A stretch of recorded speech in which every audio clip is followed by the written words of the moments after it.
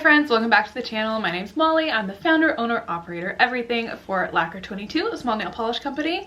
But today we're going to be ranking my neutral palettes. I am not a neutral eyeshadow girl. I like color. I like it to be a little more fun. So I don't have a whole lot here, but I thought I might as well go ahead and rank them because even though I'm not a huge neutral fan, I'm still an eyeshadow fan in general, so I do have my reasons for liking or disliking a palette. So let's get started. Okay, so this first palette in last place, this is the Gone Matte from Colourpop. Now this is one of their mega palettes. This is an all matte mega palette. I really love the idea of this. I think the execution, not great.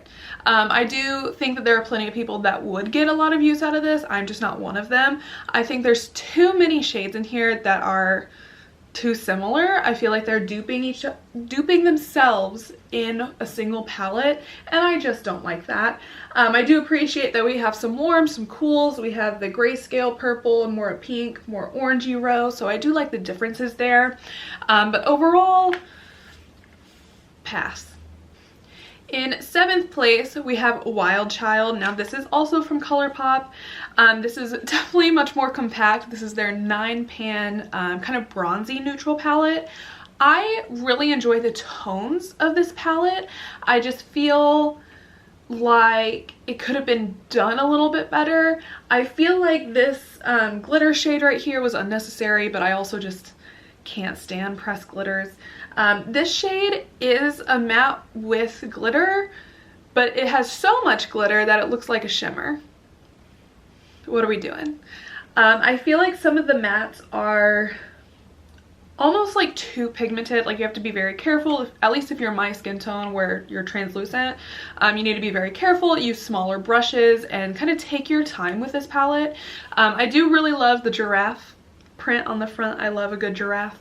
I think overall, good palette. Could have been done a little differently, a little bit better. In 6th place, this is what I'm wearing today. This is the Sorcerous Smoke from Unearthly Cosmetics. I think this is a really fun take on a neutral palette. I like that we have different colors here. I just wish that we would have gotten some other deep shades than the brown and the black. The brown shade kind of blends out and shears out a little bit. The black is fine, but those are the only shades that we have to deepen up any of these other really pretty mattes. So I just wish maybe we got like a deep green in there as well, something else that just kind of added some more depth. These shimmers are super beautiful, super sparkly, but they are that thinner formula that I am not a huge fan of from the Fall Magic palette. Overall, good palette, good colors. I wish we had a better deepening up shade, and I wish the shimmers had a little more like stick to them. Number 5, this is also Colourpop. This is the That's Taupe palette. I really love this palette. The only problem that I have with this palette is this middle shade called Constrictor is a little bit flaky, and I don't know, kind of, it doesn't really stick on my eye a whole lot. But I like the green kind of shift in there. I don't think all of the light mattes were necessary. I love that we have a Super Shock in there. I think this really kind of paved the way for cool tone neutrals within the past couple of years. I think they did a really good job here. I love the snakeskin theming. This theming, and actually this shade right here called Bedrock is one of my favorite shades of all time. This palette was the inspiration behind the snakeskin trio that I launched with Lacquer22. We have a shade kind of like this that's a cream, kind of like this that's a cream, and then kind of like this that's a really nice metallic. I really like that collection. I really like this palette. It goes hand in hand. Number 5, we have the Ghost Town USA palette from Nomad Cosmetics. I think this was such a fun way to do this palette. I really enjoy that we have the browns, blues, and greens. I do appreciate the idea of having the same amount of mattes as shimmers.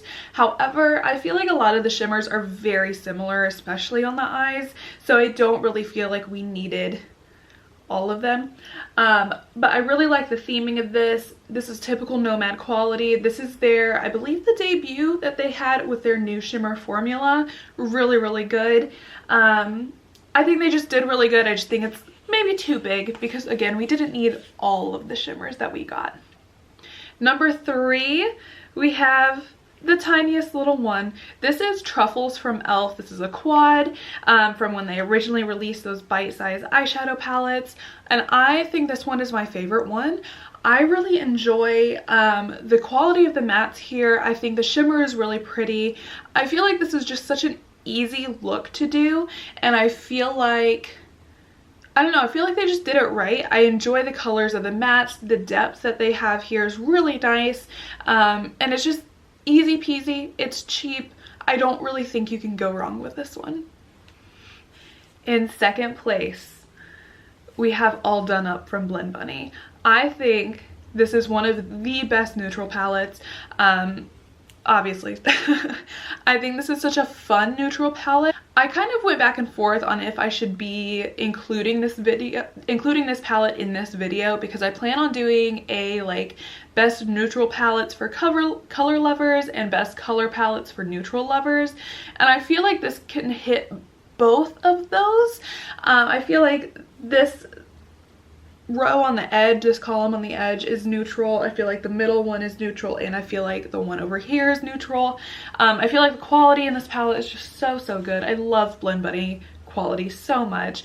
The shimmers are really pretty in here. I do recommend a glitter primer, glitter glue with any of these shimmers.